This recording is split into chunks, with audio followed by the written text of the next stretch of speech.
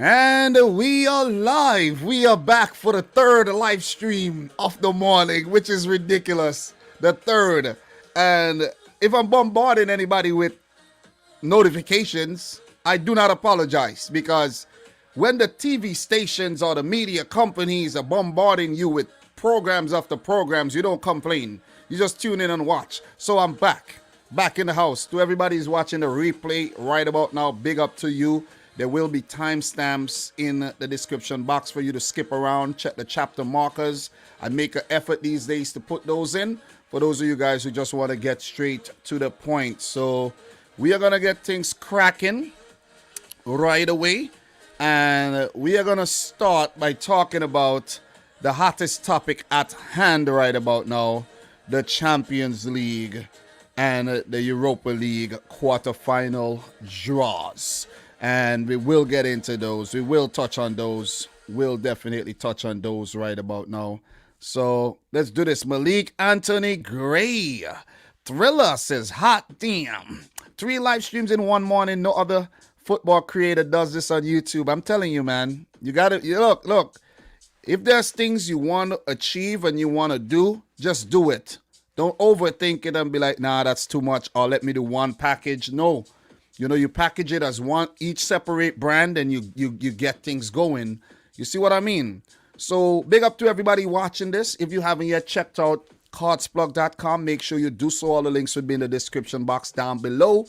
Use the coupon code Dominic Rich FC to get yourself 15% off your orders. It makes for a great gift for yourself, a loved one, a friend, or even your dog.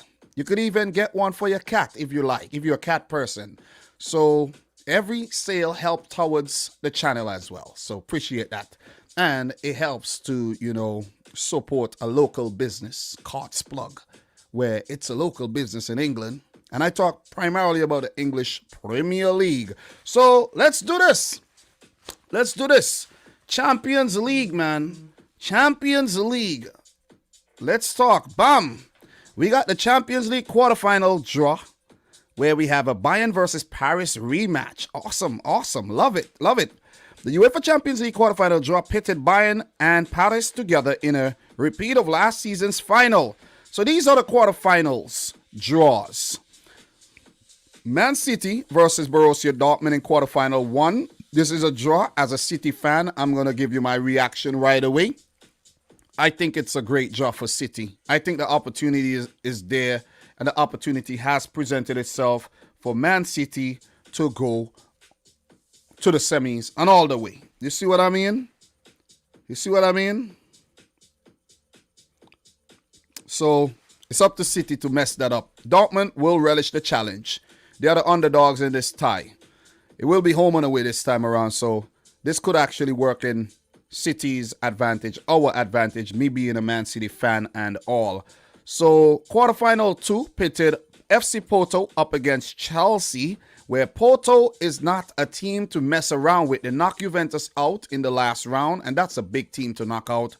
While for Chelsea, they also knocked out a very tough opponent in Atletico Madrid. As for quarterfinal 3, we have last season's finalists Bayern Munchen coming up against Paris Saint-Germain. And this is a lovely one. This is as good as it gets. Kimmich and Lewandowski and Sane and Gnabry versus the likes of Verratti, Marquinhos, Kylian Mbappe, and Neymar Jr. All right, and the final one, Real Madrid to play Liverpool in a repeat of the 2018 final. Awesome draw. You couldn't have asked for much better. In the semifinal, we would have Bayern or PSG coming up against Man City or Dortmund, and that's a blockbuster semifinal. And we could also have Real Madrid, Liverpool playing versus Porto or Chelsea. Only PSG and Manchester City have never won the Champions League and are still in the tournament. Great. When are the games? The quarterfinal first legs will take place on Tuesday the 6th and Wednesday the 7th of April, with the returns set for Tuesday 13th and Wednesday the 14th of April. The semi-final ties are scheduled for the 27th and 28th of April and the 4th and 5th of May. So what if the scores are level? If the ties are level after 180 minutes, they are decided on away goals. First and foremost, okay? If the teams can still be separated, it goes to extra time. If both teams score the same number of goals during the 30 additional minutes, away goals count double. Ooh, this is something that I wasn't even thinking about. So if it still ends in a draw, let's say it goes nil, let's say it goes into extra time and you are the away team. The more goals you score, it's the better. So it's crazy. If there are no further goals in extra time, the tie goes to penalty shootout, alternate takers. So alternate takers meaning that, one after the other, and not like back, sometimes your team takes 2 penalties in a row and things like that. So crazy. Who will win this season's Champions League? I think I voted for Manchester City. Of course, that's my team. And City are second behind Bayern in the poll done by the users. All right. So how are you guys feeling right now? How are you guys feeling? We have Thriller saying could be an audition for Haaland for City. Yes, I was actually saying that, and it could actually be something for real. Big up to Dilda in the house. Malik Anthony Gray, we can't underestimate Poterman. Gonna be nervous, yeah. All these ties are gonna be good. All these times are gonna be good. Tariq, how are you, man? I saw you in the stream before. Big up to you. Hi, Dom. My school now finished, and hope you're doing great. Yeah, man, I'm doing fine, man. I actually just went out trying to, get my other car fixed, and I just went to AutoZone to get it scanned so I could really find out what's going on with it. And I found out what the problem is. It was something very simple I could have done a long time ago, but procrastination, man. And now I can't get my inspection done because I hit the front of my car. The hood can't open, and I basically have to get the car repaired first, the body repaired, before I can fix the mechanical issue. So that's that for the Champions League, guys. What we're going to do, we're going to move right over to the Europa League. Easy does it. Straight over to the Europa League, where there was also a draw. And we're going to talk about the Europa League draw, and then we'll move on to the Premier League and the FA Cup fixtures that we have over the weekend. A lot of work to do, man. A lot of work to do, guys. As a football content creator, if you're not a channel, your niche isn't a channel, specifically a channel, like a Man City channel or a Liverpool channel or Chelsea channel, it's a lot of work to talk about the things you actually want to talk about, you know what I'm saying? So, yeah. So big up to everybody in here. Make sure you guys smash the thumbs up button. Our like goal for this stream will be 50 thumbs up. 50 thumbs up will be the like goal. I'm not asking for much. 50. So we're going to get that going and get those likes up, because I've gone live twice already, so I can't ask for more than that. You see what I mean? But big up to everybody who has came back to the stream and everybody who chose to stop in, even for a short while, and for those of you guys watching the replay as well. Let's talk about the Europa League, and then we'll move on to the Premier League fixtures and then the FA Cup games. So I don't want to make it too long-winded today, I just want to run through these things and call it a day. Europa League quarterfinal draw. Arsenal versus Slavia. Granada versus United. Arsenal will face a Slavia Praha team that have already seen off Leicester and Rangers, while Man United travel to Spain. So the quarterfinal one, we have Granada versus Manchester United. Of course, Manchester United have won both the Champions League and the Europa League in the past. Well, for Granada, this is their first ever qualification in any European competition. Arsenal never won the Europa League or in the Europa League era, I think, nor the Champions League, which is kind of strange. I don't think Arsenal have ever won any of those competitions. Can't remember that. And we have them coming up against Slavia Praha, who are recent regulars in European competitions, both the Champions League and the Europa League. Very gritty team from the Czech Republic, and they're very, very difficult to play against. So yeah, guys, confirmed Arsenal have never won the Europa League nor the Champions League. I know they haven't won a Champions League, but sometimes there's like a Europa League slipped in there, you know what I mean? So in terms of Europe, they have won the Intercities Fairs Cup back in 69-70, and that's about it in terms of Europe. But they are 13-time champions in England. So this is a big clash, and Arsenal would fancy their chances here, even though this team is a very, very, very, very, very tricky team to play. So we're gonna go right back. We're gonna go back. Okay, we're back. We're back. So you guys got a quick, view of me doing my research there, just to verify that Arsenal have never won a Europa League nor a champ. I know they haven't won a Champions League, but sometimes, there's a Europa League slipped in somewhere. As for Ajax, they are former Champions League winners, of course. They haven't won the Europa League, as far as I could remember. And AS Roma, I think they haven't won a Europa League either. I didn't even check that when I did my Europa League thing, but I doubt. I don't think they have. I don't think AS Roma have won anything in Europe before. But we could do a quick check of that. Yeah, never. They have won the Intercities Fairs Cup as well, and that's the only thing they have won in Europe.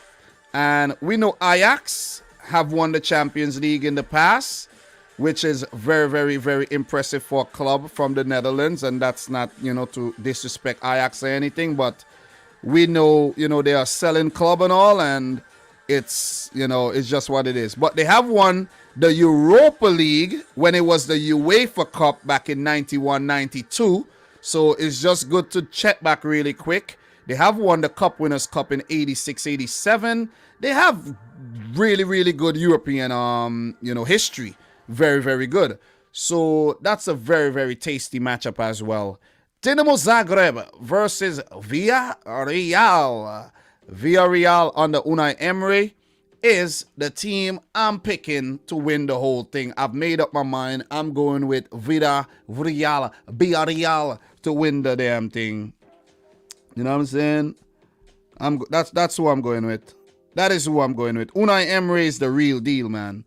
That boy Unai Emery can't be trusted around that Europa League trophy at all. He can't. So to repeat, Europa League quarterfinals draw: Granada of Spain versus Manchester United of England, Arsenal of England versus Slavia Praha of the Czech Republic, Ajax of the Netherlands versus Roma of Italy, being the only Italian team left in the competition, Dinamo Zagreb of Croatia versus Villarreal of Spain. This would actually help the Croatian league a lot in terms of the Europa, the UEFA rankings, where Zagreb is reaching the quarterfinal of any stage in the competition for the first time in their history as well. At least in the modern formats of the competition. So in the semi-final, we would see Granada or Man United play Ajax or Roma, and Dinamo Zagreb or Villarreal will play Arsenal or Slavia Praha. The games will be on April 8th on Thursday, as we know, and the return legs will be 7 days later. So all games will be played on the same day. As we know, Thursdays are designated for Europa League, unless there's a schedule change, where the semi-final ties are on the 29th of April and the 6th of May. So the same procedure as the Champions League goes for what if the scores are level, whereas if the ties are level after 180 minutes, they are decided on away goals. First and foremost, if the teams can't be separated, it goes to extra time. If both teams score the same number of goals during the 30 additional minutes, away goals count double. If there are no further goals in extra time, then the tie goes to penalty shootout, alternate takers. So that's it for a roundup of the Champions League and the Europa League draw. Guys, also remember the teams that took part in this week's Champions League and Europa League matches from England and are playing on the weekend. Just make note, I think they will be affected by the schedule. We have to keep that into consideration, guys. They will be affected by the schedule. That is something that we always have to remember when we're factoring in, that we have to factor in when we're doing our analysis of these matches. Because if you guys watch the Tottenham Hotspur game, oh my God, they weren't energetic at all, man. If you look at that Mislav Orsic goal, oh my God, this man ran through the whole Tottenham team unbothered. They didn't even breathe on the man. You see what I mean? It's ridiculous. It's ridiculous. And teams affected here will be Arsenal, who plays on Sunday, Tottenham, who plays on Sunday as well. And we also have FA Cup fixtures where Manchester United are in the FA Cup and they played in the Europa League, of course. And we have Chelsea, who played this week in the Champions League. As for Man City, they played, that was last week. And we won't have, some teams won't take part in games this weekend. And those teams are Liverpool, West Brom, Crystal Palace, Wolves, and Burnley. So I don't expect a lot of Liverpool fans to be in here today because they're not in the FA Cup anymore. But maybe if there's any Liverpool fans, just loyal supporters who I definitely appreciate, and not just Liverpool content merchants alone. So big up to you, big up to you, big up to you. So those teams, Liverpool, West Brom, Crystal Palace, Wolves, and Burnley, they won't Wolves. They won't have games until April. They have a long break, almost 3 weeks to rest, which is great. 3 weeks to rest, and a lot of teams need that, man. A lot of teams need that. So big up to Alter Manta, who said, I personally think Dynamo will win because they broke Tottenham, and Tottenham have a big names in the club, and Dynamo is superb, and they scores. Thank you very much, Alter Manta, for dropping your thoughts there. Big up to LF Gaming in the house. You know what I mean? Big up to you. We have Dildar. Thriller is saying Granada have some decent loan players like Yangel Herrera of City, Kennedy of Chelsea, Domingos Quina of Watford, and Jesus Vallejo of Real, Nehuen from Atleti. Yes. And big up to the boy Roberto Soldado as well, doing the damn thing. So we have Fico Miko. Big up to you. Monameli Mokesi says Chelsea fans are gassed that they have Porto. They're celebrating like they won the Champions League. Revolutionary Leader, how are you doing as well? Gervais O'Hara, how are you? Bayern fan, how are you? Big up to everybody in here. Not a big crowd, but it's a good crowd. Big up to you, Jersey boy. Adam Quinn in the house. Adam Quinn, I could never forget when you got banned from Nothing But Reds, bro. Behave yourself. Adam Quinn too unruly. The City fan pissed off the Liverpool boys over there. Okay, so what we're gonna do, guys, we're gonna get straight into today's show. We're not gonna lag. We're not gonna, procrastinate. We're gonna get it done. We're gonna make it happen. Okay, so wait. I just realized that Alfie Mawson's loan deal at Bristol City have been cut short, and he's back at Fulham. So that's something noteworthy to mention. Diego Rosa, Man City to Lomel SK. So Man City have completed that deal with Diego Rosa, young Brazilian midfielder. Awesome stuff. From Grêmio to Man City. That is good. We have some transfer news. Ashraf Lazar has left Newcastle. Just some of the latest transfer news I'm looking at here. Things that have probably happened a long time ago, but still, still probably happened in January. All right, so guys, let's talk about these games, man. Next match day, rearrange matches. We have a game between Fulham and Leeds United. I gotta find that game. That game is kind of elusive right now. Fulham versus Leeds. Okay, so Fulham versus Leeds, guys. Let's talk about Fulham versus Leeds to kick off this thing. You know what I'm saying? Thriller from Manila is saying, the American guy from Nothing But Reds is arrogant, Dom. Sorry to say it. Which one? Which guy? There's two guys there. There's my boy Kyle, and there's Steve. Kyle and Steve. Kyle and Steve, you know. So, but big up to nothing but Reds. Nothing but love to nothing but Reds. Let's go Fulham versus Leeds, man. So, we know Fulham are caught up in a relegation scrap right about now. Definitely.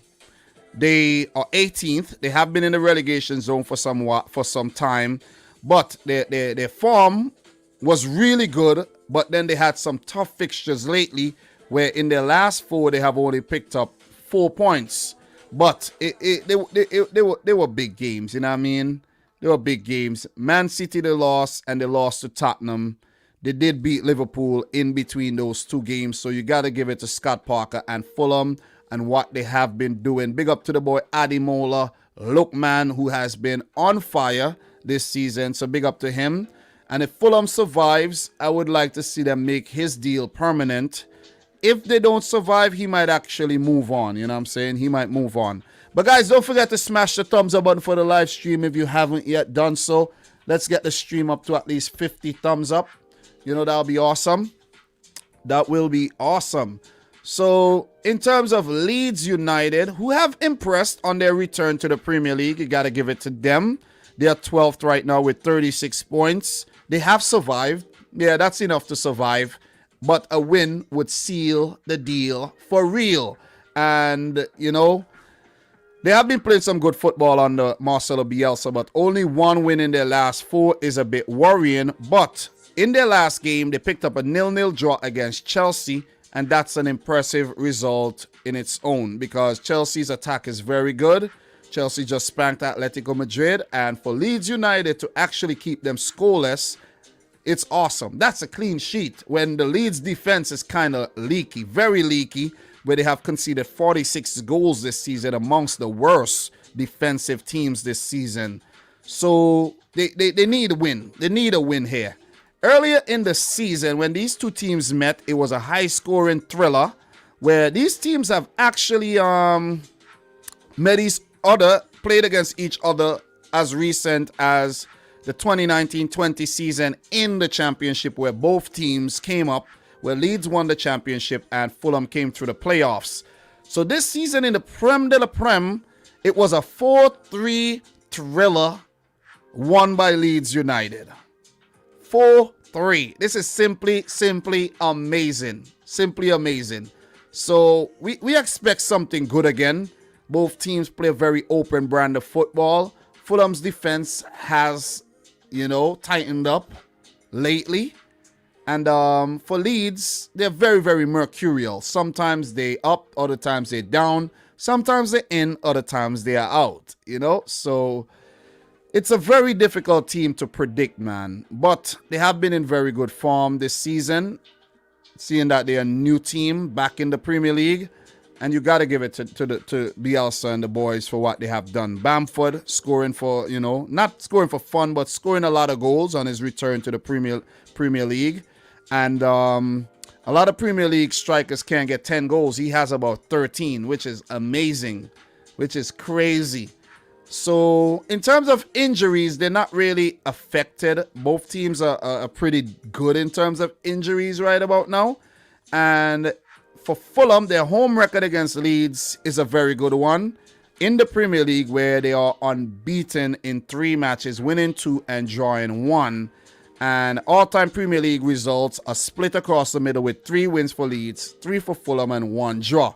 Guys, my prediction for this match, I'm going to go for Leeds to win the match, 2-1. This game will be today. This game will be later today. And I'm going to try to catch this match. If I remember, it's at 4 p.m. today. I'm going to try to catch this game. What are your predictions for Leeds versus Fulham? It will be a home game for Fulham, and I just spoke about Fulham's home record against Leeds, which is a solid one. But I think this will be the first time Leeds will defeat Fulham at Craven Cottage in the Premier League. I'm going to go for 2-1 to Leeds. In terms of their recent form against each other, Fulham only has 2 wins in the last 10 games. They have lost the last 2 games against Leeds, and there's 5 draws in there. So A lot of 1-1 draws and 1-0 draw. So we know we're going to get goals here. And I'm going for Leeds. Maybe they'll win, but most likely, whenever I predict them to win, they lose. What are your predictions, guys? And we will move on to the next one. So thank you very much to Doug. Doug in the house. Doug says Fulham 2, Leeds 0. Thank you very much. Formidable Centurion says 2-1 to Leeds. And we have Thriller saying Scott Parker gets the job done. 3-2 to the Cottagers. And we have Malik Anthony Gray saying 2-0 to Fulham. Awesome. So, whoa, Doug. No Haaland for the first leg either? Haaland did pick up a yellow card, right? Is he suspended? Is Erling Haaland suspended? I remember that yellow for celebrating. Is he suspended though? Is Erling Haaland suspended? This is crazy. I didn't even realize that. That's a big boost. That is a huge boost. Oh my goodness. What a boost.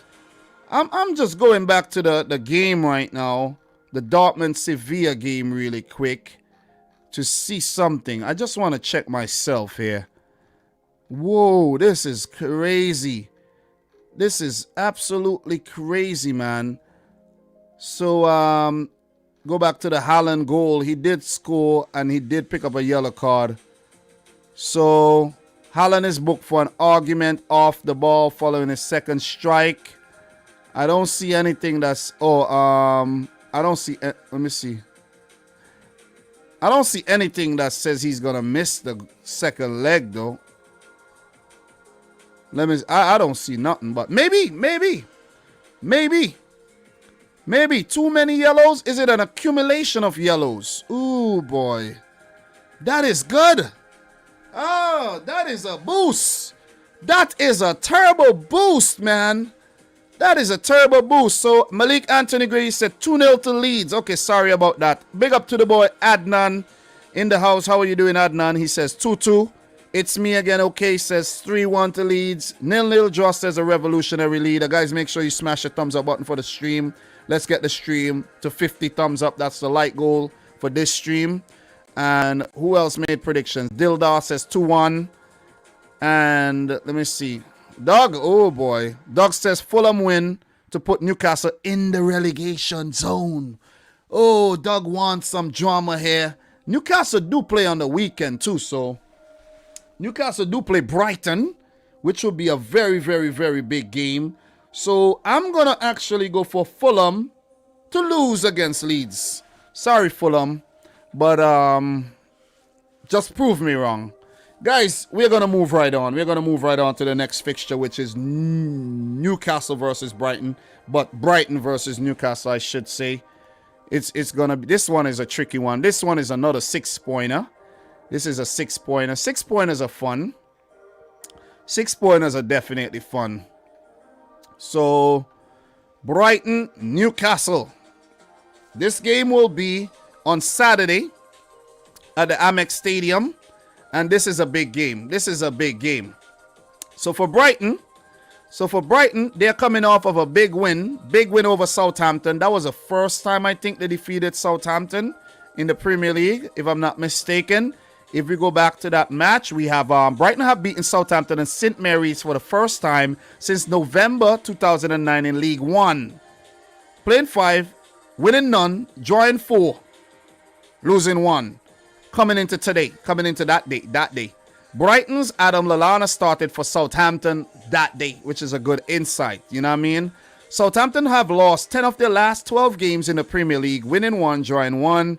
Their previous 10 defeats in the competition was spread across 38 matches, which is nuts. So that's a big win for Brighton. Brighton scored twice in the Premier League game for the first time since a 3-3 draw with Wolves in their first game of 2021, which is their 11th game since. So they're not scoring a lot of goals, and this has been an Achilles heel for the Seagulls.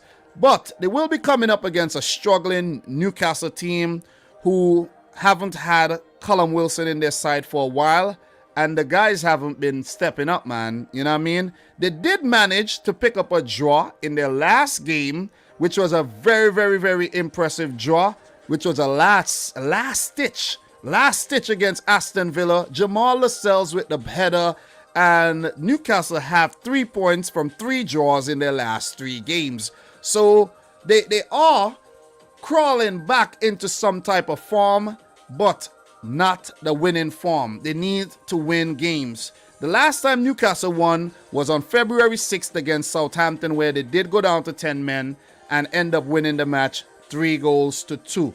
So guys like Joel Linton need to step up. Dwight Gale need to step up. And who knows, we might actually see Andy Carroll start in this match, because he came on and changed the match against Aston Villa. But both teams are struggling in the final third of the field. That is where the Achilles heel is. Final third. They're not, let's say, conceding a lot of goals, but in their final third, they're just toothless, man. You know what I'm saying? They're up there with teams like Liverpool in terms of their final third play in 2021. Ha ha! That's funny, right? That is funny. That is a funny one. That is a funny one. Manishimwe John Vieira. Haven't seen you around these parts in a long time. Big up to you, he says, a 2-2 draw. But I will get to the predictions pretty soon, though. Early on this season, Brighton defeated Newcastle 3-0. Before that, they played to 3 draws, all in the Premier League. And since Brighton have returned to the Premier League and Newcastle have returned to the Premier League, I think they both came up the same time. Newcastle have not won a single game against Brighton, with Brighton winning 3 and 4 games ending in draws. That's a fun stat for you, right? The last time Newcastle beat Brighton, it was the year that they were in the championship when they actually pulled off the double over Brighton. And Newcastle did go on to win the championship title that season, as far as I could remember, if I'm not mistaken. If I'm not mistaken, they did go on to win, right? Didn't they? Didn't they? I think they did, right? I think they did. I think they won the championship that season. Just to you know, verify. Let me see. Yeah, that trophy isn't even up here. Yeah, promoted to First League 16-17. I think they won the title that season. They ran away with it, if I'm not mistaken. Brighton for sure did not win it that season. Brighton didn't win the title that season. So, Steve Bruce against Graham Potter. 4 games played, 1 win, 2 draws and a loss. Same record for Graham Potter. And Graham Potter has never lost a game against Newcastle, where my prediction for this one is going to be 2-1 to Brighton. Brighton wins the game 2-1. That's my prediction. And if Brighton do go on to win this game, they are currently 16th. They will go up to 32 points. As for Newcastle, they will be, you know, stuck on 28 points. Caught up in the relegation scrap. We'll have a game in hand to Fulham, but they will be behind Fulham if they fail to win. If Fulham win and Newcastle draw, Fulham will overtake Newcastle on, you know, goal difference, because they have a better goal difference. So Newcastle has to win this match. They will take them closer to safety, and it will do a lot of good for their morale, because if they start getting, you know, if they get into the relegation zone, man, they could start panicking. The hands could get slippery and they could drop the ball. You know what I mean? So I'm gonna go for Brighton to pick up the win here, 2-1. What's your predictions, guys? That's the second of 4 Premier League matches we have to talk about, and then we move into the FA Cup quarterfinals, and then we call it a day today. So Dilda 1-1. Thriller, the Seagulls to draw yet another match, 1-1. They are the draw kings of the league, along with, I think, West Bromwich Albion have been drawing a lot of games as well. And Fulham, Brighton, and West Brom, along with Burnley, along with Wolves, have been drawing a lot of games this season. But the kings of the draws are Brighton and Fulham. So what else we got in terms of predictions? Yeah, Doug says Newcastle won the championship. Yep. Sometimes I'm second guessing myself when I be getting these things right, man. Brighton 1, Newcastle 0, says the boy Doug from the Dugout Football Channel. Guys, make sure you sub to Doug if you are yet to do so. Doug is almost at 1.1K, and it's a good feeling, right, Doug, to get over that 1,000 mark. I know. I've been there, bro. And I have channels under 1,000 subs. Two channels under 1,000 subs. Garrett Wales is saying 2-1 to Newcastle. Big up to the boy Garrett Wales. Ivan Jala, how are you, man? For me, important is that Man City be champions in the Premier League. We will win the Premier League, but we got to win the Champions League too. Because I want to shut up these people.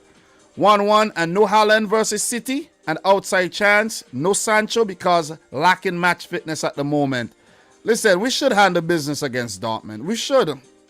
I'm not worried about Dortmund, really. I'm not. But it's also set up for us to mess things up because let's say for example, right? Let's say for example, Sancho missed the first leg. And then he comes, not Sancho, Haaland. And then he comes in the second leg and rips it up. You see what I mean? So, you know what I mean? It's set up for us to fail, really. All the time. Stefan Muradali in the house from Trinidad and Tobago, the land of rum and soca. And of course, them big body gal. Mix up with the South American, the Venezuelan, mixed with the Trinidad and the Indian, mixed with the Venezuelan, and the black with the Indian, and you know, Trinidad and Tobago. Big body thing. just messing around, you know. A little fun. You know what I'm saying?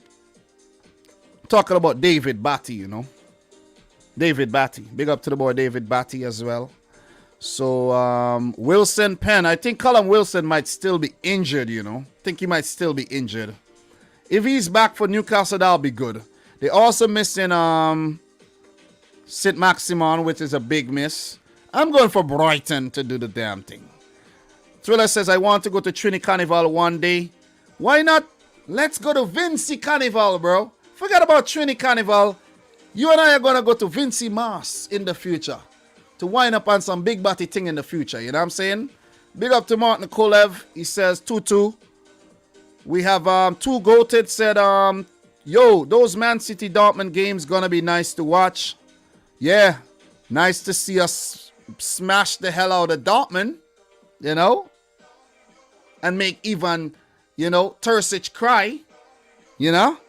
But let's move on, guys. Let's move on to the next game where we have West Ham versus Arsenal. The Hammers versus the Gunners. This is going to be a good one. The Hammers versus the Gunners. And we also have to talk about the frauds. Tottenham versus Aston Villa. We'll touch on that one. But let's talk a bit about West Ham versus Arsenal. So we're going to move on from Newcastle Brighton. That's a 6-pointer. Both teams, you know, struggling at the bottom, towards the bottom of the table, bottom 5. And let's talk about West Ham, Arsenal in a London derby here. Big London derby where West Ham United are currently overachieving under David Moyes with 48 points. They're 5th. They're looking for top 4 right now. They're looking for top 4. If they win their game, they will go level on points with Chelsea. But Chelsea would have the better goal difference. And West Ham could be in the Champions League next season. It would be nice, man. It would be nice for a change, you know what I'm saying? It would be nice for a change. But West Ham, 3 wins in their last 5. They did, however, lost their last game against Manchester United. And did lose to Man City. So their travels to Manchester, the greater Manchester region, was not fun. It wasn't fun at all. It wasn't fun. So they would want to go back home and get the party started once again. So there is this West Ham fan who I do chat with early in the morning when I'm going to work. I get to talk to him for like 3 minutes on the bus ride. He is also from St. Vincent. I did meet him on the bus as well. So big up to the boy Donald, the West Ham fan, who one time told me that he was on the bus and he looked at someone's phone and he saw me And I was like, whoa, he said he didn't know I have a channel. I'm like, yeah, man, just keeping it on a low. So S says, so many Venezuelans in Trinidad. Tell me about it. You know what I mean? Them big body Venezuelans. Look, so Marinella Rapi, will PSG win? Hope so. You know, good luck to PSG if that's your team. And we have Arsenal, Manchester United. Also, big up to the boy Jesse Lingard, whose grandparents are from St. Vincent and the Grenadines. We recently confirmed that. We confirmed that. I hit up my boy Jesse Lingard and confirmed that. I'm just joking, of course. But Jesse Lingard have earned a recall to the England national team. Big up to the boy Jesse Lingard, man. Big up to the boy Jesse Lingard. Thriller is saying, I don't think we will pick up 3 points versus West Ham. 1 point will be an accomplishment. Well, Thriller, I'll let you know my prediction pretty soon. And you will be surprised with my prediction. You know what I mean? So, West Ham, Arsenal. Arsenal are 10th right now in the league. And they have been so-so. You know what I'm saying? They have been very, very so-so this season. They had a really good run after Christmas. And then it kind of dwindled. And then it started up again and dwindled again. And they have been good in their last 3 matches where they're coming off of a big North London derby win over the frauds themselves. Tottenham are the new frauds, by the way. They are the new frauds. They are the new frauds. How are you going to have a tie 2-0 up against Dinamo Zagreb? No disrespect to Zagreb, but you're in a top 5 league. Croatian league are like 15th or something. And you lose 3-0? God damn, with Harry Kane on the field? Nah. Nah. That's a crisis right there, if you ask me. That's a crisis, man. Listen, that is a crisis. Crisis, Harry Kane. That's a crisis. Yeah, man. Aubameyang, I remember he had an open goal. Not really open, but he had a great chance. He blasted it over. I did not watch the whole game, by the way. Didn't watch the whole game. So, you know, I did see that shot he missed. But for Arsenal, they've been playing some good football lately.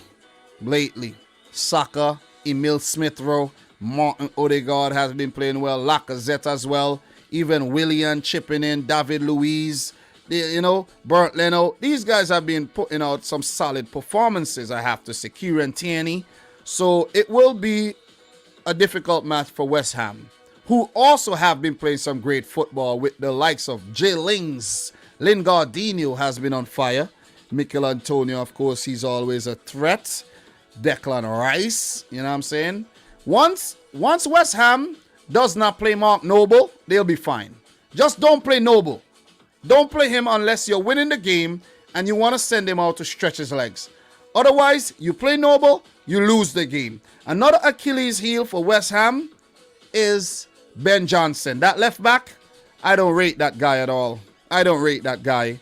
So Arsenal against West Ham have been very, very good for Arsenal, where they have won 8 out of the last 10 games, drawing 1 back in 2017 and losing in 2019 at the London Stadium. But this season, a 2-1 win over West Ham. Last season, a 1-0 and a 3-1 win. So Arsenal are coming into this with a psychological advantage here. But one key thing you have to mention, Arsenal played Thursday football. West Ham had all week to rest. David Moyes had all week to plan. And they'll be coming into the game, the fresher of the two teams. And Arsenal would have to rotate again.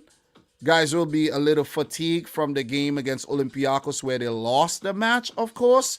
And, you know, Arsenal are just a team that are very, very difficult to predict, man. Very difficult to predict. And that was a home loss, too, against Olympiacos. Like, come on, man. You know what I'm saying? Like, you got to get your act together, man. Seriously. Seriously, Arsenal. This guy, Yusuf El Arabi, is a tormentor of this Arsenal team. But they still go through to the last 8 of the tie. And they face Slavia Praha. West Ham wants Europe. They want Europe. They're going to play at their best. And I think they're going to get something from this game. Guys, my prediction is a 1-1 draw. 1-1 draw. I'm going for a 1-1 draw. That's my predictions. Guys, I want you to drop your predictions in the comment section or the chat. Drop it. Drop your predictions like it's hot in the comment section. Mikel Arteta, 2 matches against West Ham, unbeaten. 2 matches against Moyes, unbeaten. 2 wins. 2 wins.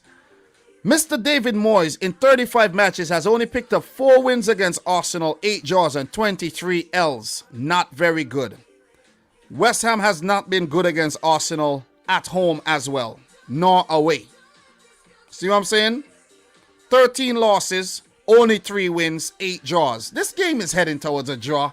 What are your predictions? This is going to be a fun one to watch as well. And big up to everybody in here. Let's get the stream to 50 thumbs up, man. Let's get it to 50 thumbs up, where that's the goal for the like goal today for the live stream, where this is my 3rd stream today.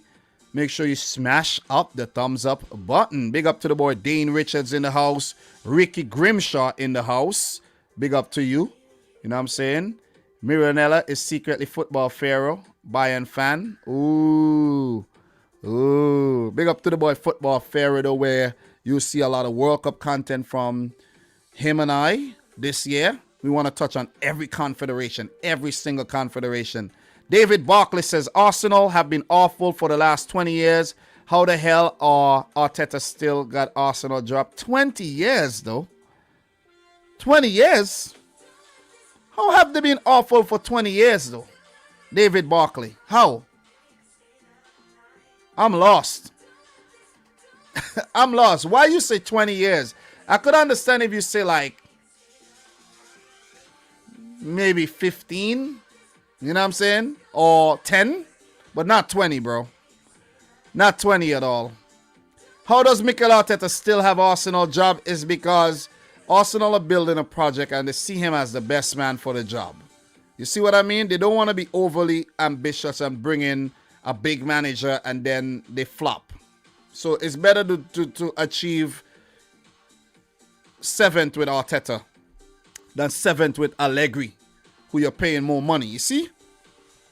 Yeah, but that's wild. Military Guna TV. How are you, man? Big up to you as well. Big up to you.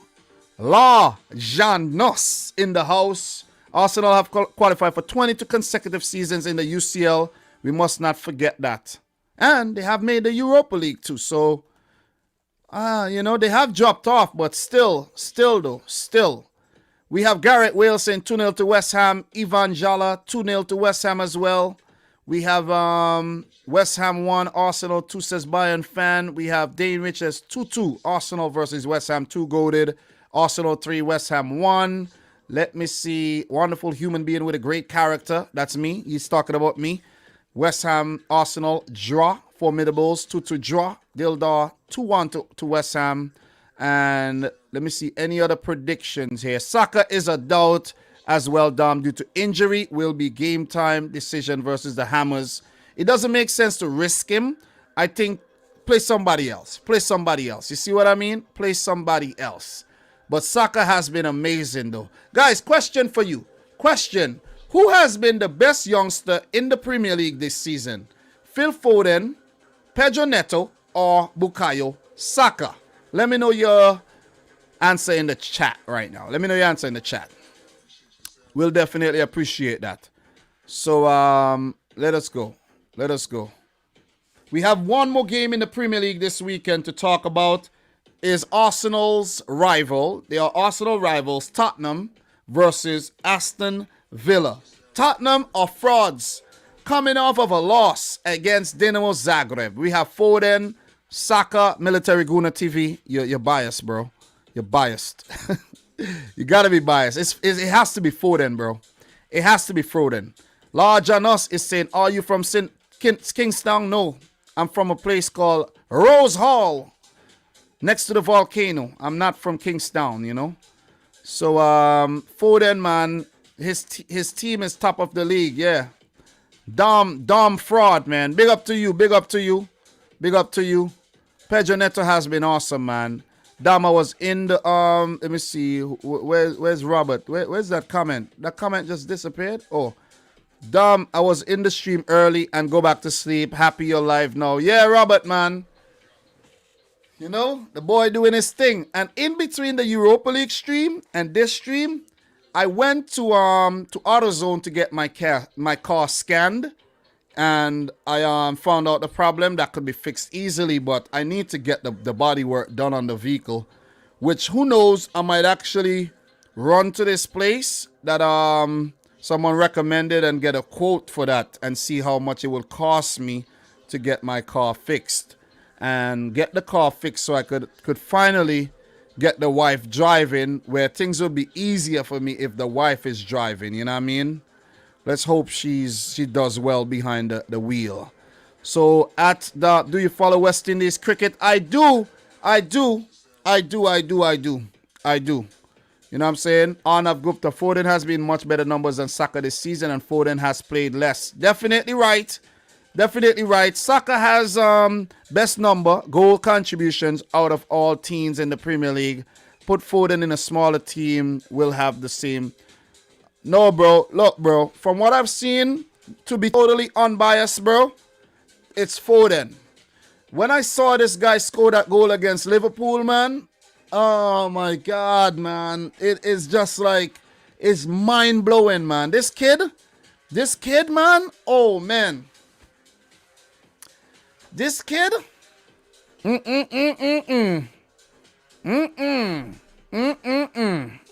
This kid is something else, man. This kid is something else. Guys, appreciate him, man. I appreciate him.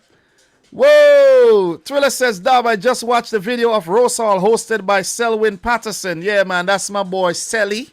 I grew up with those guys performing traditional things around the village. Selly, the boy, Selly. Yeah, man. Selly was really good at playing football too. Really, really good. So, yeah, man. Ricky Grimshaw in the house, Bournemouth fan. Guys, we're going to move right on. Thanks for your predictions there for the Tottenham, for the Arsenal-West Ham game. Wow, we are going to talk about Tottenham. Yo, man, guys, I had to change my prediction on this one, you know. This is going to be a tricky one, man. Aston Villa versus Tottenham Hotspur. The frauds. Villa have only one win against Tottenham in their last 10. That win coming in the Premier League back in 2015, where Villa won on the road 1-0. This game will be a home match. Well, this would be a road game. This would be a road game for Spurs, for Villa. So this would be Tottenham versus Villa. This will be Tottenham versus Villa. So this will be... No, this will be a home game for Villa. What am I saying? But wait. These guys, why do this thing have it as a home game for Villa though? What the hell? It's supposed to be a home game for Tottenham. Give me 1 second. This is supposed to be a home game for Tottenham. What the hell? Let me see something. No, it's a home game for Villa? Why does it have... Guys, this thing have the thing written down here as Villa versus... Oh, yeah. I'm reading this thing wrong. Villa and Spurs have not even played this season, it seems. That's why I'm getting mixed up here. Villa and Spurs have not played yet this season, which is nuts. They have not played. Let me just double check something. Because you know the schedule has been all over the place. Let me see something. Give me 1 second. Let me just get this thing right. Because the last thing I want is to confuse you and confuse myself. But I'm probably right. But I just want to confirm things. So Aston Villa.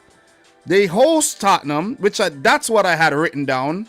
And then they have Tottenham again in May. Oh, man, they haven't played yet.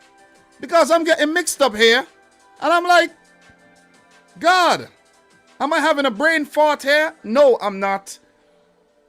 And I'm always, you see, you always blame the technology. Never blame the technology. You got to blame your inability to use the technology most of the times.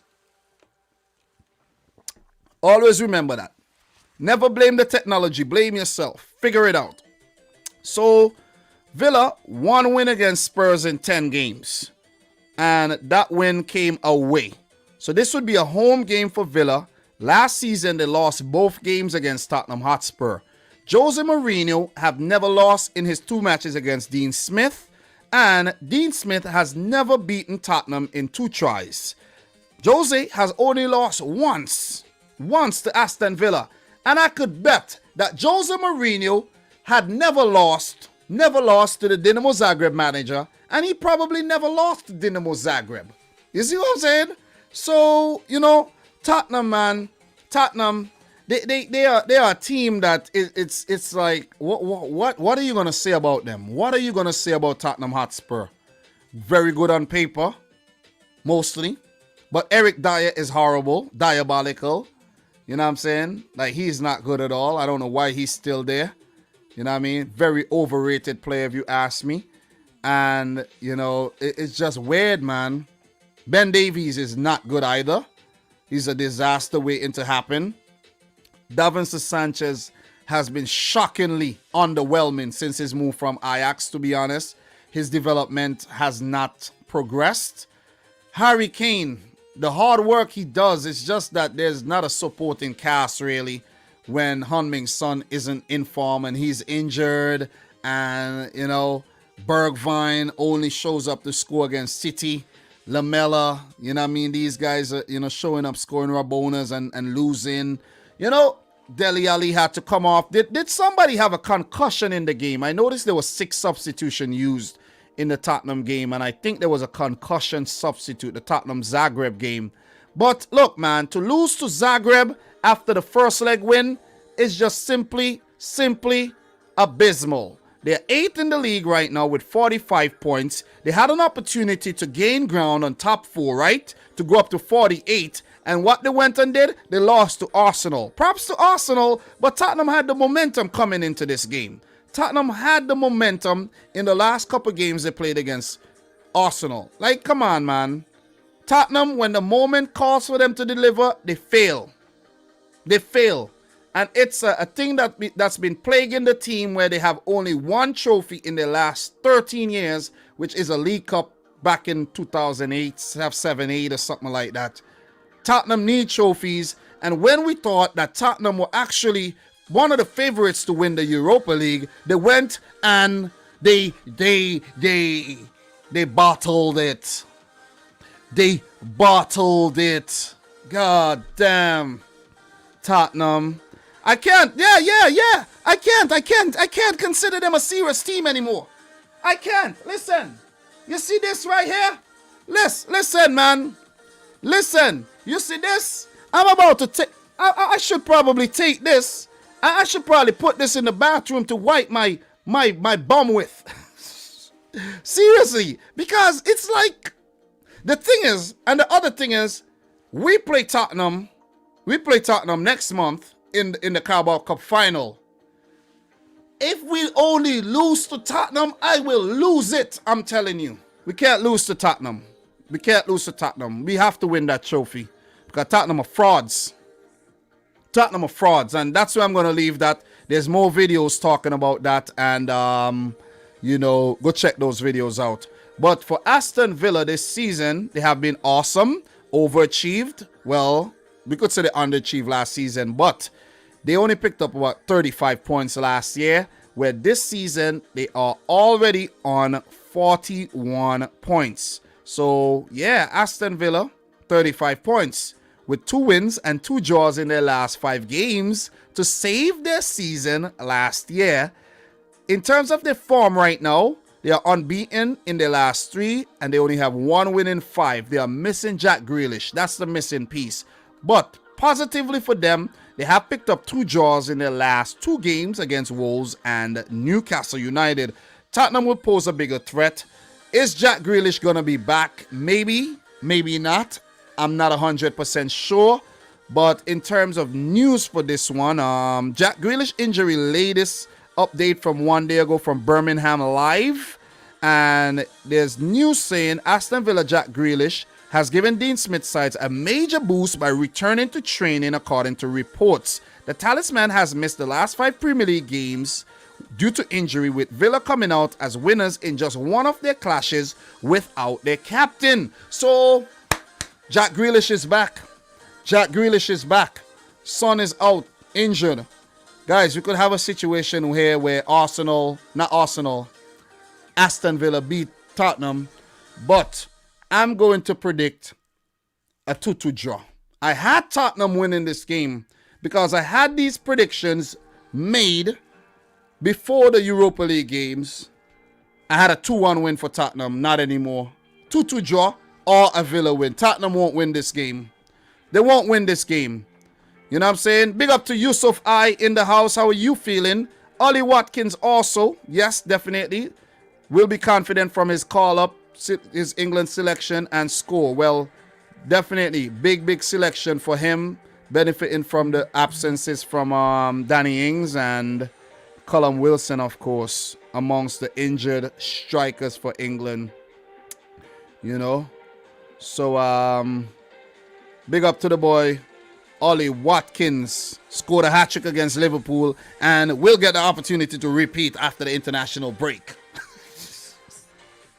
Oh, yeah. Guys, we have 9 more to get to the light goal of 50, and we're doing pretty damn well.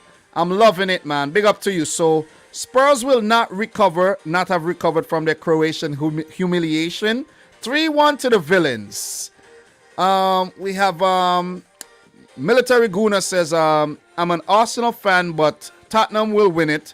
Villa are crap without Grealish. 3-1 win to Spurs. Thank you very much. We had David Barclay. Spurs had a 2-0 lead in Europe and choked. We say more. No, we don't need to say anymore. We don't need to say any more about that. Not at all. Malik Anthony Gray says 2-0 to Villa. Stefan Muradali, 1-1. And we have Bayern fans saying 2-0 to Aston Villa. So, guys, I'm going to go for a 2-2 draw, and that's where we would end our Premier League segment here, where Tottenham are fighting still to get top 4. Oh, you know what? Do you know what? Tottenham could only get into the Champions League now by winning, well, they only had a chance. Well, they had a chance by winning the Europa League. But now they have got knocked out of that. They have to get top 4. They have to get top 4 if they want Champions League next season. Or else the only route back into Europe will be to place 5th or 6th or to win the Carabao Cup. So let's see if that happens. Big up to the boy Dupe in the house. How are you, Dupe? How are you doing? So, guys, we are going to move on to the next segment where we talk about the FA Cup. We're going to keep it moving. I don't want this to be a crazy long stream. So we're going to talk about the FA Cup matches, and then we're going to call it a day. So we have Bournemouth versus Southampton tomorrow, Everton versus City tomorrow, Chelsea versus Sheffield United on Sunday, and Leicester versus Man United on Sunday. So you guys know that Chelsea played during the middle of the week. And Man United played as well. So that could actually affect these teams. Maybe or maybe not. But City are fresh, Everton are fresh, Bournemouth and Southampton are surely fresh, along with Leicester City. So let's start with the Bournemouth-Southampton clash here in the FA Cup. Let's talk about that. So for Bournemouth, they defeated Burnley in the 5th round, 2-0. While for Southampton, they defeated Wolves 2-0 to make it to the quarters. So what we got here? Why do we only have 4 quarters here? Where are my quarterfinal games for the FA Cup? I'll have to go another route. So Bournemouth versus Southampton. Let's find that and let's get some information on that. So usually I use Transfer Mark to get these things, but it seems like there's nothing. There seems like there's nothing done here on that tie in terms of history and all of that. There's nothing done, so I'll have to go through Google, where I do have some insights for you. Bournemouth versus Southampton. Let's talk a bit about Bournemouth, who right now give me 1 second. Let me get up the Bournemouth. 1 second. FC. All right, so for Bournemouth, they have gone through another managerial change. To be honest, I heard Thierry Henry was linked to that job, but I haven't actually, checked back to see who is actually in charge. And I think Jason Tindall was in charge and he got sacked. And the manager now is Jonathan Woodgate. So Jonathan Woodgate is the manager of Bournemouth FC. He's a 41-year-old man from the UK.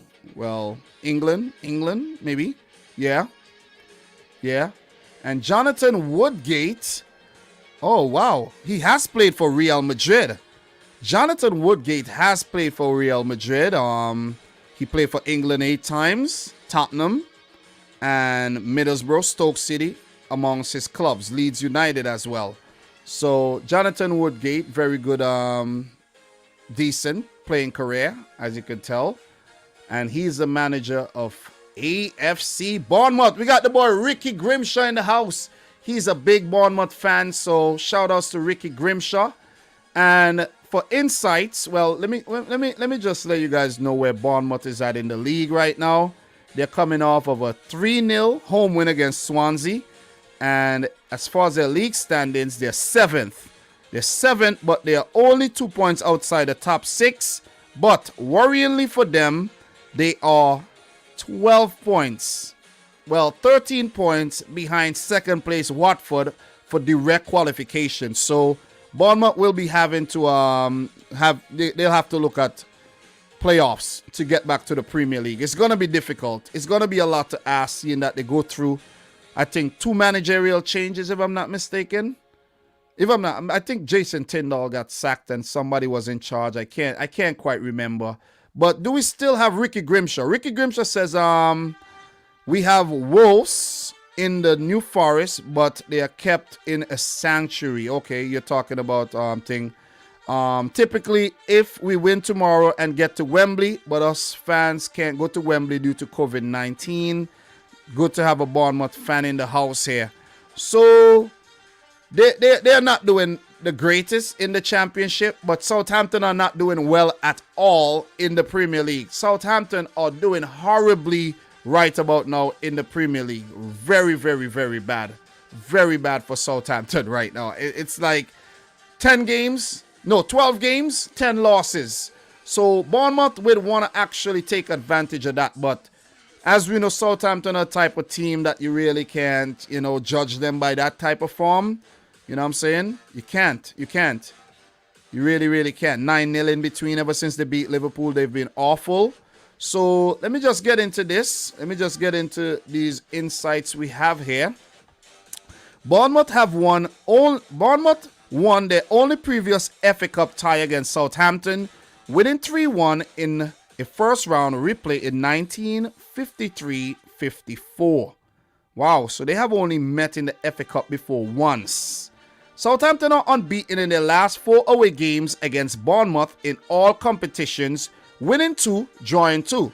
Since the Premier League 2-0 loss in March of 2016. This is just Bournemouth's second appearance in the FA Cup quarterfinal, with the Cherries losing to Manchester United's Busby Babes in their only previous such game in March of 1957. 4. Southampton have reached the FA Cup semi-final in just one of their last 17 seasons, doing so in 2017-18 before being eliminated by the eventual champions Chelsea. And for the last insight, Bournemouth have progressed from just 4 of their 29 FA Cup ties against top-flight opponents, though they did beat Premier League side Burnley in the last round. So I'm not familiar with what's going on at Bournemouth right now in terms of who's performing and all of that, but I know they do have some quality players at their team still, and some of those players are, from what I could remember, Junior Stanislas, who has St. Lucian background, is pretty good. And we have Groneveld, that's Dan Newma. He's a Dutchman. He's good. We know Lerma, Jefferson Lerma, the hard tackling Colombian in the middle. Quality left back in Diego Rico. We know there's Steve Cook, the wannabe goalkeeper. Asmir Begovic, former Chelsea man from Bosnia and Herzegovina. Jack Stacey. Jack Wilshere is also, a new member of that club. Dominic, my namesake Solanke, the man who Liverpool, finesse Bournemouth out of a whole lot of money. And he's there. And there's young players like Sam Surridge. And there's another player. I can't remember his name, but it seems like he's injured right now, man. Where's the boy, Davy Brooks, man? Where's Brooks at? Brooks is a quality player. Quality player. Rodrigo Riquelme, a youngster from, I think he came in from Atletico Madrid, is at Bournemouth as well. Is he there on loan? Or did you guys buy him? Shane Long is there on loan as well. Chris Meffam. Familiar names from their time in the Premier League. So, as you know, for Southampton, Danny Ings is going through some injury problems. But Che Adams, recently called up to the Scotland national team, has been playing well. We have the likes of Nathan Teller playing well. Takumi Minamino is one to watch. Captain James Ward-Prowse. Stuart Armstrong as well is one to watch. I think their Achilles heel right now may be their defense, where they have been conceding a lot of goals. So, my prediction for this one, however, though, is for the Saints to get the better of the Cherries and defeat them 2-1 here. That's my prediction. Let me know yours in the chat, guys. So, Ricky Grimshaw is saying Lerma is suspended. Lewis Cook damaged his ACL recently and won't return till next year. Oh, man. Thank you very much for the updates. But look, man. Look. If Bournemouth manages to get over Southampton, good, congrats to you. But I'm going for them to actually lose the game. So I'm going for 2-1 to Southampton. Let me know your prediction in the chat, guys. Sorry, Ricky. Sorry. I know it's harsh. Guys, we need 4 more likes to hit the like goal. Make sure you smash the thumbs up button. Ricky is crying. Sorry, Ricky. Oh, man. Formidables is saying 2-1 to Southampton. So, Nippon is saying, is that game taken at the Vitality or St. Mary's? It's at the Vitality. Big up to Nippon as well. So, what else do we have here from you guys? We have Thriller saying, is Minamino back from injury? He is doing well for the Saints. I don't think it was a big injury, though. I don't think. TTTV say, keep up the good content. Thank you very much. Ricky, we're coming off of a 3-0 win over Swansea on Tuesday, so we're full of confidence. Yeah, but Southampton are a dangerous team to play, man. Wounded dog. No Muller, no Royce in Germany squad. Well, opportunities for new players. Opportunities. Who will win La Liga, Dom? It might be Real or Barcelona. It might be Barcelona. They have the drive. Atletico Madrid are frauding out right about now. They're frauding out hard right now. Man. You know what I'm saying? They're frauding out hard. So, yeah. Frauding hard. So, look. We're going to move right on to the next one, guys. Nippon is saying, okay, let me put it correctly then. Bournemouth 1, Southampton 2. Definitely. So we're going to move on to Chelsea, Sheffield United. Oh boy. Chelsea, Sheffield United. Let's get this one done. Let's get this. Look, could Sheffield United actually come out of their slump right now and knock Chelsea out of the competition? It's going to be hard. It's going to be hard to defeat a Thomas Tuchel team who has not lost in 13 matches. You see what I'm saying? It is going to be very, very difficult, man. It is going to be very difficult. And I have to say right from the get-go that Sheffield United will lose this game. Should I even elaborate on this one? Should I really elaborate? Look, even though it's a different competition and Sheffield could actually maybe do something, but Chelsea are playing at Stamford Bridge. They're not conceding any goals there at all. and the team's playing well under Thomas Tuchel. It ain't look. No. Heckingbottom will continue to bottom out. They are at the bottom. They will continue to bottom out the bottom here. And I'm listen. I'll let you know my prediction in a while. I'll let you know my prediction in just a second. So this season in the Premier League, Chelsea defeated Sheffield 2-1. But Sheffield did pick up a win over Chelsea last season where they beat them 3-0. Okay? And pulled off a 2-2 draw over Chelsea. So you can't really write them off totally.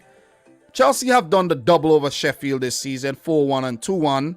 And, they did beat them back in 93 twice and 92. So Sheffield have some history against Chelsea there. You know what I mean? So they didn't play each other from 2007 to 2019, and then Sheffield came in and was unbeaten. But this season, the team has really sunk to new lows, and you gotta feel bad for them. Chris Wilder, longtime manager, sacked by mutual consent. Frank Lampard sacked, so both teams under new management, but one team benefiting more than the other team right now. And Sheffield glued to the bottom of the Premier League table. And Chelsea, they are top 4 right now. So Chelsea are doing well. They're through to the last 8 of the Champions League, coming off of 2 wins in the 2 games against Atletico Madrid. Listen, no way Sheffield are beating Chelsea. I don't even need to go further into this. But just because I'm doing a show, I want to give you guys some good stats here. Home record in the FA Cup for Chelsea against Sheffield. Two matches, 2 Chelsea wins. 2 matches, 2 Chelsea wins, okay?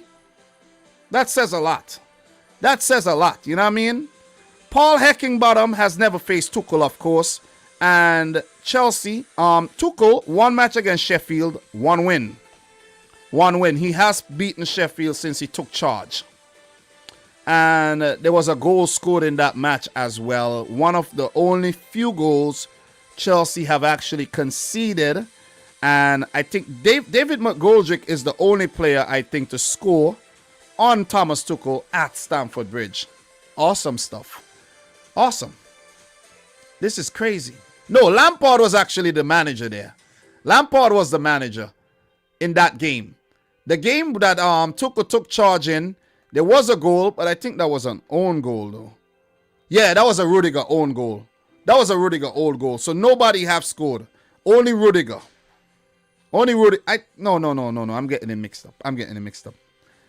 That's one of the few goals that has been scored against Chelsea, though, over the last 13 matches where Thomas Tuchel have been in charge. My bad. But, guys, let me give you some insights on this one. Let me definitely hit you with some insights for this one. Chelsea have won 4 of their previous 5 FA Cup ties against Sheffield United.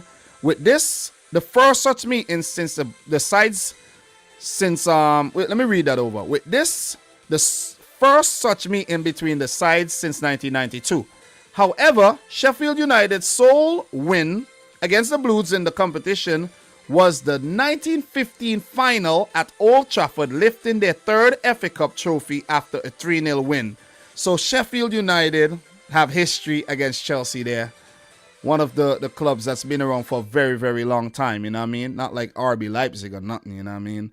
So, 2. Since the 1992 FA Cup clash between Chelsea and Sheffield United, the Blues have won 3 of their last 6 meetings between the sides at Stamford Bridge, losing 2 and drawing 1. Though these matches range between 1992 and 2020, all in the top flight. Chelsea are appearing in their 15th FA Cup quarterfinals since the turn of the millennium, the most of any side, and are looking to reach the semi-final for the 4th time in the last 5 seasons, missing out in the 2018-19 after 5th round defeat to Manchester United. 4. Sheffield United have reached back-to-back FA Cup quarterfinals for the first time since the 02-03 and the 03-04 seasons, though they haven't qualified for the semi-finals whilst playing in the top flight since the 1992-93 season, beating Blackburn on penalties following a replay. Chelsea have won 19 of their last 23 FA Cup matches played on home soil, drawing 2, losing 2, winning their last 4 in a row. So my prediction for this, guys, Chelsea 4, Sheffield United 0. Chelsea will rotate all around the field. Maybe expect Kepa to play this game as well. And Tuchel and his boys are going to romp away with a clean sheet and a whole lot of goals. Sorry, Sheffield. If you manage to pull an upset here, I would be the first to congratulate you. Definitely. Definitely. You know what I'm saying? Paul Heckingbottom will have to change his name to Paul Altentop. Yeah. Yeah. So, Ricky Grimshaw is saying, apparently Cristiano Ronaldo, but leaving the summer with a possible transfer to Dean Court for a bottle of Coke and a pack of cookies. Little banter there. Little banter in the comments there. So, I'm going to go for Sheffield to lose 4-0. Guys, what are your predictions, man? Let me know your predictions. Let me know your predictions as I do some stretches in my sweat, you know, my sweatsuit. Let me stretch because this thing is a marathon. I've been streaming all day, you know, very, very fit from streaming a lot. You know what I'm saying?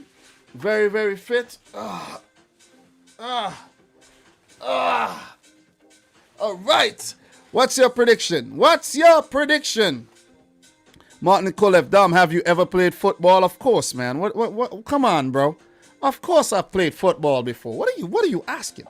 Of course I have. Ridiculous, Martin. Ridiculous. Ridiculous, man. What we got here? Stefan Muradali 3-0 to Chelsea. Yusuf 5-0 again. Martin Kolev 4-1. Cristiano Ronaldo 9-0. Wow. Okay. Steve Makala 3-0 to Chelsea most likely. Predictions, guys. Brawlberry in the house. 3-0. Dominic Solanke says Ricky Grimshaw over Haaland. Fact. Dildar says 3-0. What else we got here before we move right on to the next one? Let me know. Move right on. This one will not go to penalties, though. I think they have extra time in the FA Cup, right? Does the FA Cup have extra time? Let me see something. FA Cup. Extra time. Let me see something. Let me see if it has extra time. Extra time in the FA Cup. Promoted story. Yes, there is. If the tie ends in a draw, there will be 30 additional minutes. And if that is still level, then there will be a penalty shootout. Okay, good. Good. There will be extra time in the FA Cups. What else we got here? Dan Yates says 3-0. 3-0 to who? Chelsea. Big up to Robert. 2-0 to Chelsea. Dupe 3-1. Chelscom. Oh, wow. Oh, wow. You know what I'm saying? Wow. You know what I'm saying? Wow. Yes, but it used to be replays. I think after a certain round, there's no more replays, though. I think so. But, guys, what we're going to do, we're going to move right on. Chelsea to win this game, of course. We're going to talk about Leicester, Man United, and we're going to finish the thing off with Man City versus Everton. Or Everton versus Man City, rather. It will be at Goodison Park, you know, where teams have been having a good time over there. Very, very good time. So, let's get back to the FA Cup here. Man United versus Leicester City. Or should it be Leicester versus Manchester United? Yeah, will be at, you know, the King Power. So, both teams in the top 4 of the English Premier League, with Man United second, Leicester City third. These teams have been, you know, playing very well. I should say Leicester have been playing well this season. Man United are expected to play well. You see what I mean? This is expected of Manchester United. It is expected, and the fact that these guys are like, you know, winning and losing and drawing and winning and losing and drawing, and they are 14 points behind City. That's not good. That ain't good. Not gonna act like it is. It ain't good. It's not good. So, Leicester City this season versus Manchester United. They have played once, and that was actually a 2-2 draw. That was a 2-2 draw, December 26th. And you guys won't believe my prediction for this, though. So we had an own goal by Twan Zabi in the 85th minute to give Leicester the equalizer after Harvey Barnes have scored, Bruno Fernandes and Marcus Rashford. So two quality teams. I'm not going to lie. Man United are a quality side, even though they are not at the level of Manchester City, even though they beat us recently. They are still a quality team. I still think they're frauds still. You know, they are quality frauds. Quality frauds. You know what I mean? Quality frauds. So Rodgers versus Solskjaer here. Rodgers, 4 games against Solskjaer, 1 win, 1 draw, 2 losses. 13 games against Man United. He has a horrible record. 2 wins, 1 draw that he achieved this season, and 10 losses. We have Solskjaer against Leicester, is yet to lose. 4 games, 3 wins, 1 draw. Solskjaer, man. The man has an underrated record. Very underrated record. I'm not going to go and say he's an underrated manager. He's just a regular manager, man. You know, nothing so special about Solskjaer, to be honest. Nothing. You know, this might be a game where Bruno Fernandes goes absent again. But Leicester City struggling with injuries from the likes of Maddison and Harvey Barnes. But they have done well. They have done well. Thank you very much. We have the $4.99 super chat. I love seeing people pronounce my last name. Haha. It's actually a silent H. Polish. Anyways, what's the game of the week to you? I'd say Olympic Lyon versus PSG. Thank you very much for the $4.99 super chat there. Steve McCullough. Big up to Steve McCullough. That song's Jamaican, though. Song's Jamaican. But you said it's Polish. You know, Jamaicans have all kinds of last names, you know what I mean? But appreciate the $4.99 super chat. Appreciate that. Game of the week. I'm not really what do you mean game of the week? Meaning games that have been played already, or games that coming up on the weekend? Because if it's games coming up on the weekend, it's got to be Man City versus Everton. That's my team. That is my team. But if we're talking about like a game of this week, Dinamo Zagreb versus Tottenham Hotspur 3-0. You see what I'm saying? If that's what we're talking about, then yeah, that game. That was awesome. That was awesome, man. That was awesome. So look, man. Look, going back to United versus Leicester here. United. Guys, my prediction for this one, I'm going for 1-1. 1-1 in 90. It goes to extra time, but it doesn't have there's no goal in extra time, and it goes to penalties, and Man United wins on penalties. Dean Henderson being the hero here. Dean Henderson has been doing a better job than David De Gea. That's another thing to factor in for Man United. And I think, you know, Leicester, they would fall short again.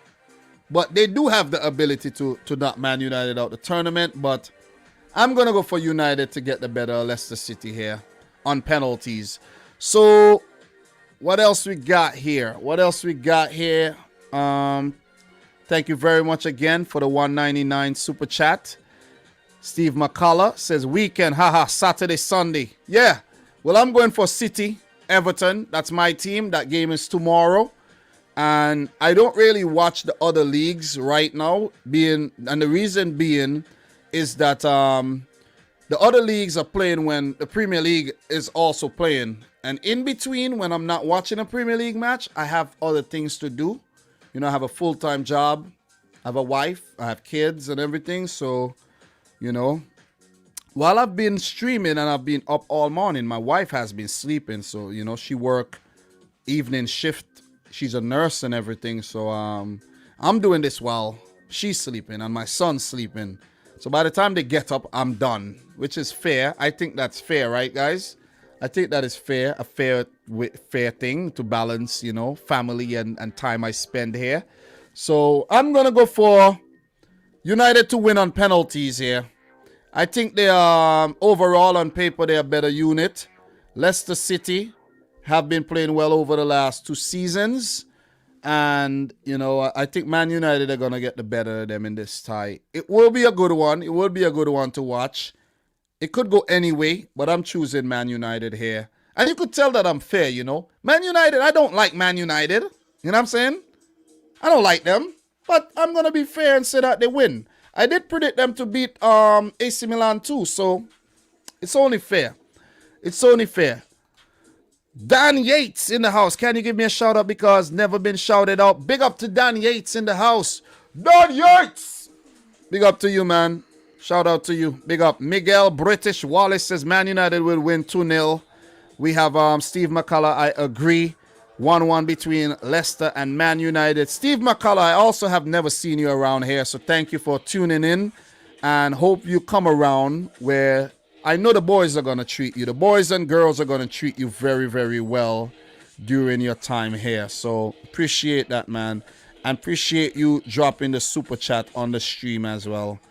You know, those are always, always appreciated. So we have Thriller saying United will most likely win this 2-1. And I want to see Shola Shoretaya goal. Yeah, that new kid, right? 199 again. Big up to the nurse wife. Difficult job to do. Yes, definitely, man. I just tell her, keep on trucking, baby. Keep on trucking. You know what I mean? It's only the hard part because she's a new nurse. Only been in the job for a year. And I said, this is only the hard part. It'll get easy as time goes by. Thank you very much, Dan Yates. Thank you. Appreciate it. And what else we got here in terms of predictions? What else? Matthew Walcott saying 3-1. Vardy hat-trick. Wow. Wow. Woo. Wow. Wow. Wow. Oh, my God. Oh, my God. Okay, so we have a comment here from somebody trying to start some type of trouble here. Somebody says, yo, Ryan LFC, why you share Dominic video on your community post on You Not on Dominic Rich channel? Ryan shared my video on his community post. I didn't know that. When did that happen? I didn't know that. Which video? Which video? Let me see. Oh, Ryan just shared this video. Oh, he just shared. Thank you very much, Ryan. That is something great you have done there. I've shared lots of Ryan's videos on my community tab in the past. So I guess it's just, you know, the universe giving me back a share. You see what I'm saying? So yeah, man. Yeah, that is what it is. Yeah. Ryan's welcome to come on the channel anytime. It's up to him. It's up to you, Ryan. You are on the channel. It's up to you. Everything is in your hands. So we are going to enjoy a bit of silence. I know there have been background music, but we're going to enjoy a bit of silence for the last tie that I'm going to talk about, which is Man City and Everton. It will be played at Goodison Park, and we are going to get into this one.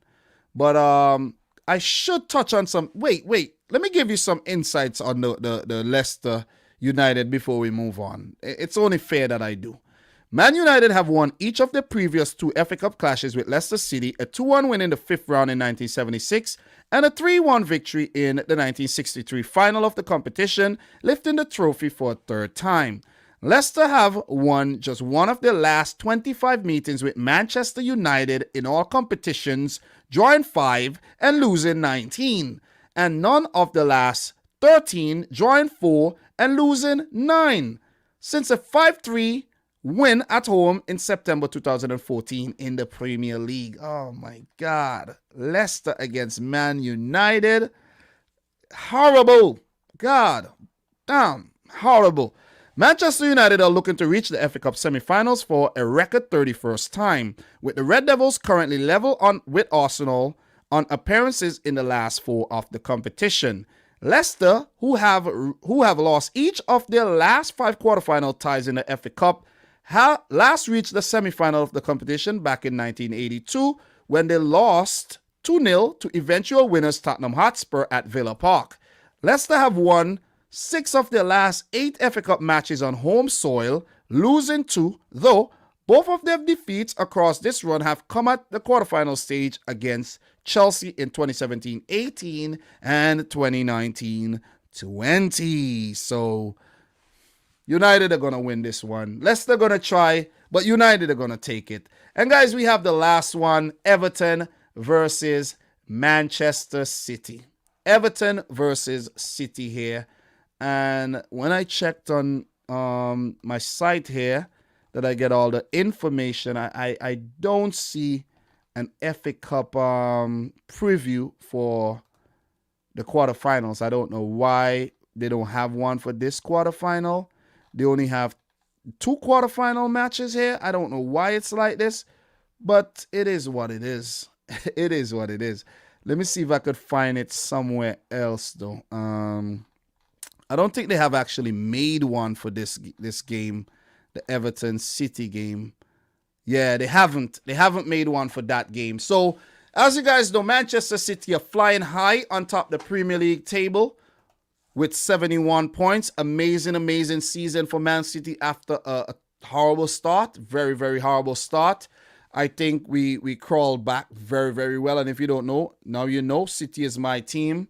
And, you know, coming up against Everton, you know, it is a bit of a test, but we know what Everton has been bringing. We know what Everton has been bringing this season.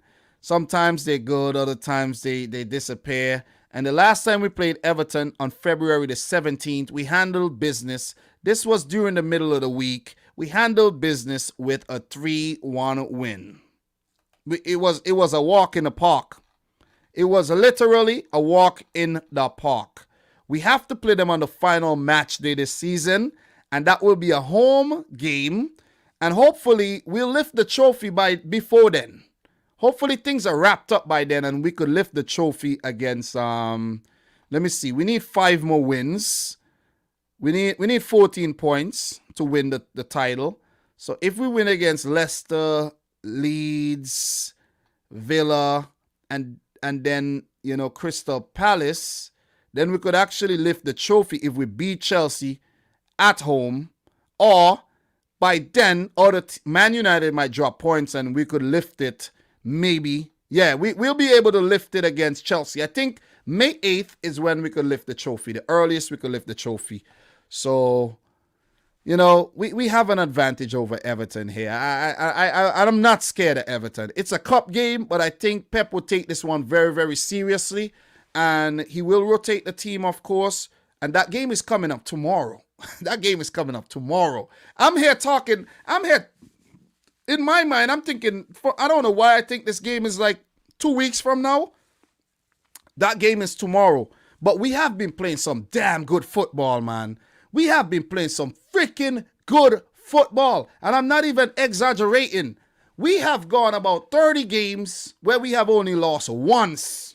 We have 2 losses. And when you could remember your losses, that's a great thing. We lost to Man United. And before that, we lost to Tottenham.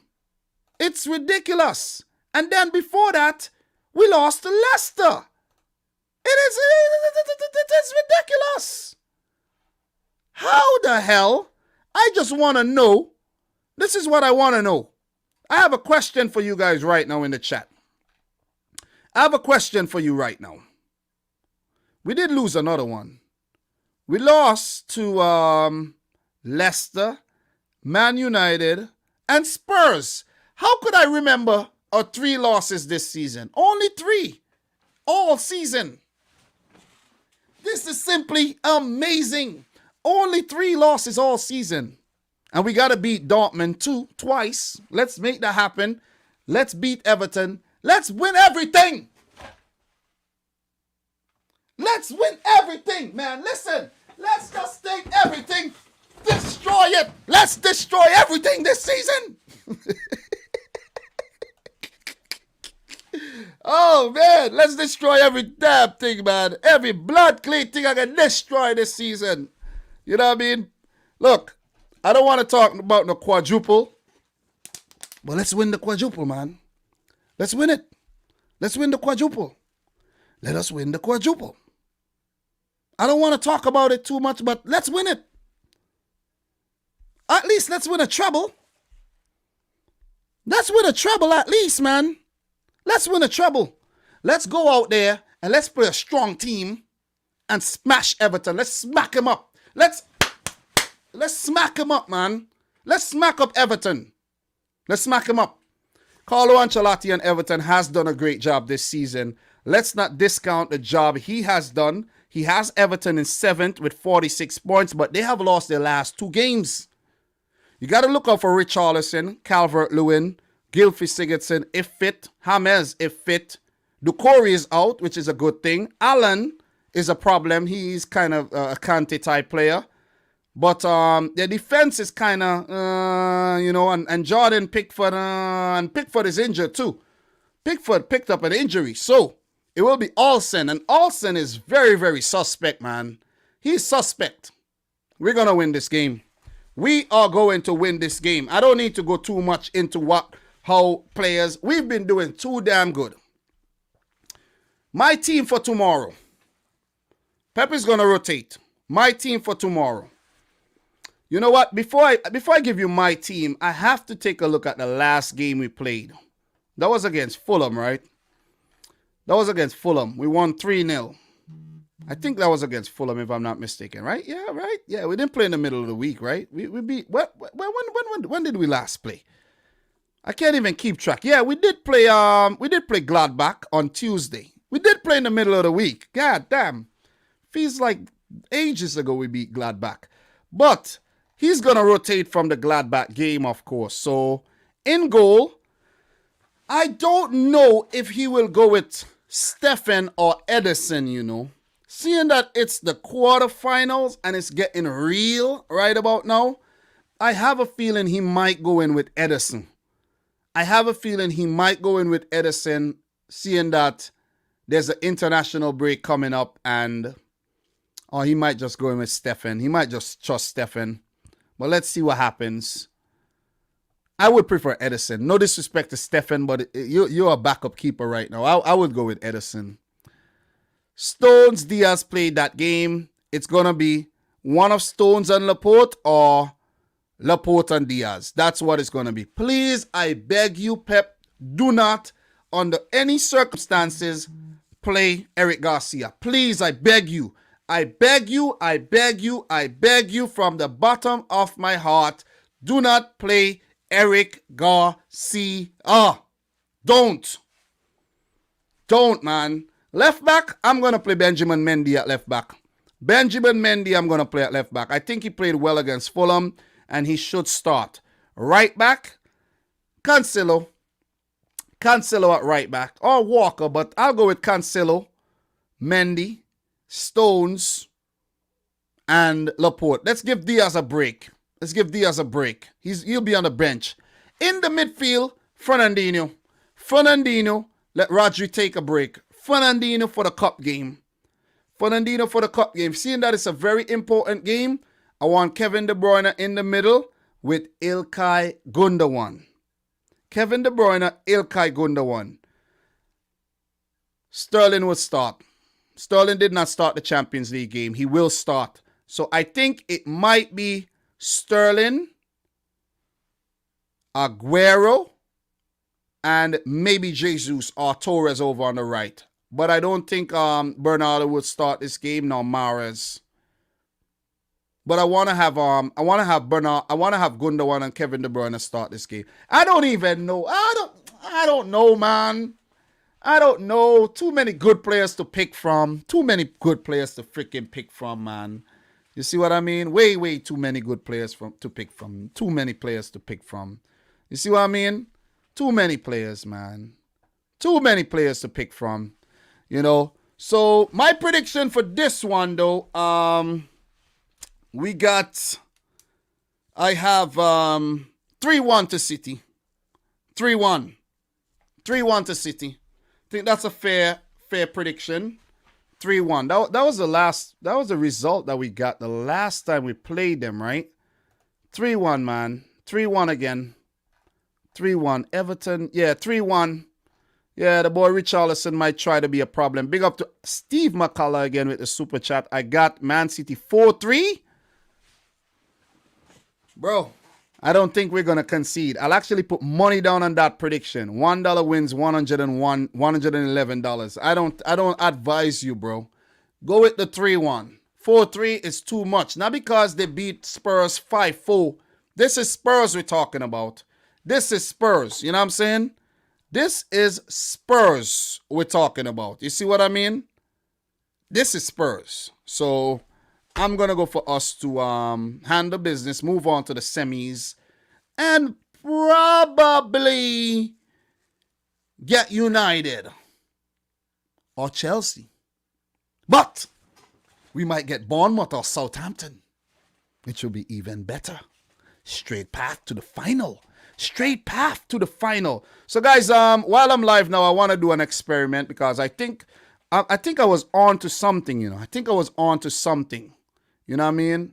When I took off the lights earlier, it looked kind of cool, you know.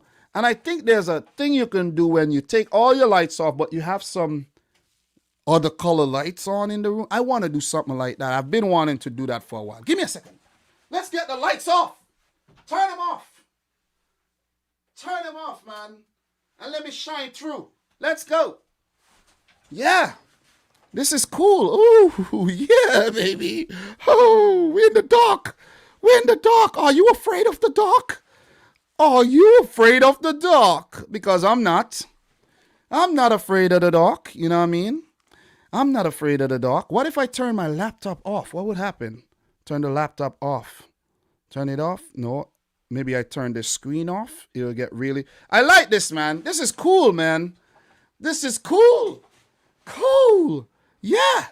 But thanks, man. Steve McCullough coming up big today with the super chats.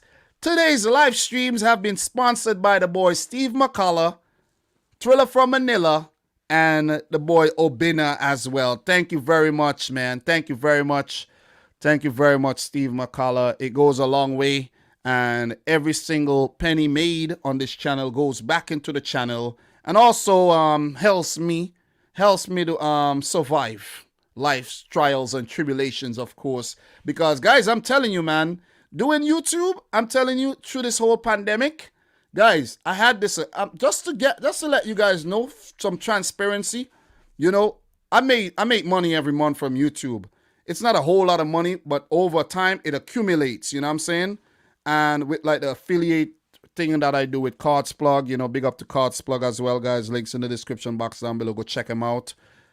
I was able, there's this account that I put the money in, and I was able to stay afloat for the last year. No problemos. No, none. None whatsoever. You see what I mean? I was able to do very well over the last year because of what I do on YouTube, you know, along with my job, where I was never laid off, which thank God that never happened. And it's been a good journey on here, man. So when you see me on here, I'm not doing this to bring in money. I'm doing this because I just feel like it's something that I do, and I won't feel good if I don't. You see what I'm saying? Like if I don't talk about the Premier League and the FA Cup games this weekend, I feel like, God damn, I was so consistent and I just didn't do it. Nah, I have to do it. You see what I mean? I have to do it, and hence the reason why I'm here today.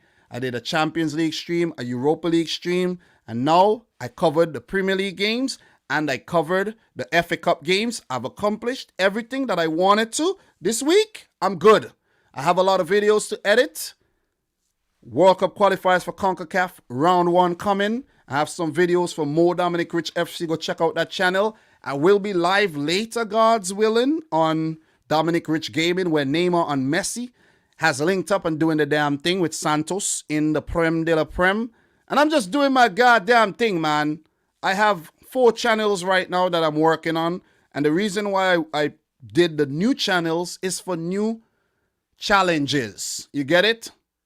Other variety content. I don't want to make this a whole variety thing. You see what I'm saying? I'm already doing a lot on my main channel.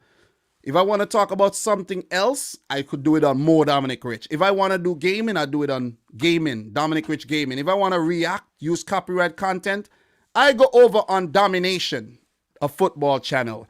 So Steve McCullough again says, you deserve every penny, bro. I love your videos. Thank you very much, man. And there will be more quality videos coming your way because I'm getting in the groove, baby. And when I get in the groove, just listen, warning. The boy's getting in his groove, man.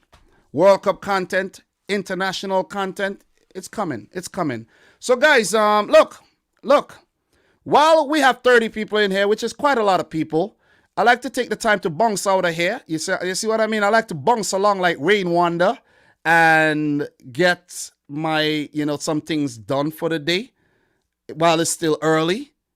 And it's good to get up early and accomplish your things, man. I got up after 5 this morning, and I got to get up after 5 tomorrow again. So it's crazy. So thanks to everybody who tuned in. We spoke about all the Premier League games that will be played on the weekend, 4 to be exact, and the quarterfinals of the FA Cup, which we're not going to forget. A lot of people like to forget things when their teams are not in the competition, but we have to show up and talk about this. So guys, thanks again to every single one of you, man. Appreciate you. The Formidable says, Dom, I've lost 2 big jobs during this pandemic. Yeah, man. Sorry to hear about that, man. So Dupe saying, Dom, what if you get a copyright claim? Should I still post the video or what should I do? Once a copyright claim is not a block or a copyright strike, post it. It doesn't matter. You're not monetized anyway. So guys, look. Thanks for watching. Until next time, I will have videos coming up soon. I like to say peace out. Rich Squad.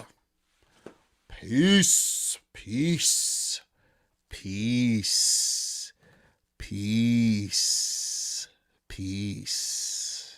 And we end it with some chaos. Thanks, Thriller. Thanks. Chaos. We won't be raiding nobody right now. We did a raid today already. No more raids. Let me go and have a break. Okay? Peace. Chaos.